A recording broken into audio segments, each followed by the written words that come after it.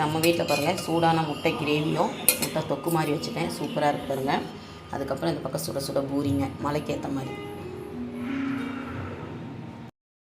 இன்றைக்கி நம்ம வணக்கம், எல்லோரும் எப்படி இருக்கீங்க? இன்றைக்கி காலையில் பார்த்திங்கன்னா சண்டே. இன்றைக்கி நம்ம வீட்டில் ஒரு கிரேவி வச்சுக்கலாம். இன்றைக்கி பார்த்திங்கன்னா நான் முட்டை கிரேவி தான் செய்ய போகிறேன். முட்டை கிரேவிக்கு என்ன காலையில் டிஃபன் பார்த்திங்கன்னா நான் பூரிக்கு மாவு பிசைஞ்சிருக்கேன். உருளைக்கிழங்கு நம்ம செஞ்சு சாப்பிட தோசை மாவு எடுத்து வச்சுருக்கிறேன். இப்போ வாங்க நம்ம எப்படி கிரேவி செய்கிறோன்னு பார்க்கலாம். நான் 3 ஸ்பூன் எண்ணெய் ஊற்றிட்டு கடுகு உளுந்து போட்டுட்டு அதுக்கப்புறம் கருவேப்பிலை போட்டிருக்கேன். கருவேப்பிலை போட்டு தக்காளி கட் பண்ணியிருக்கேன். இப்போ தக்காளியும் போட்டேன், நல்லா வதங்கிட்டு இருக்குது. கொஞ்சமாக கல் உப்பு சேர்த்து கொஞ்ச நேரம் மூடி வச்சுருவோம். அதுக்கப்புறம் மஞ்சள்தூள் குழம்பு தூள் போட்டு நம்ம இது பண்ணிக்கலாம்.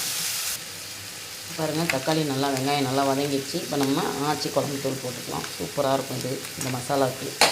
இப்போ கொஞ்சம் சாம்பார் தூள் போட்டுக்கலாம். இப்போ இந்த மாதிரி நமக்கு குழம்பு தேவைப்படுது. இன்னும் கொஞ்சம் நல்லா கெட்டியாக மசால் வாடை போய் கொதித்த உடனே நம்ம அதுக்கப்புறம் பூரி போட்டு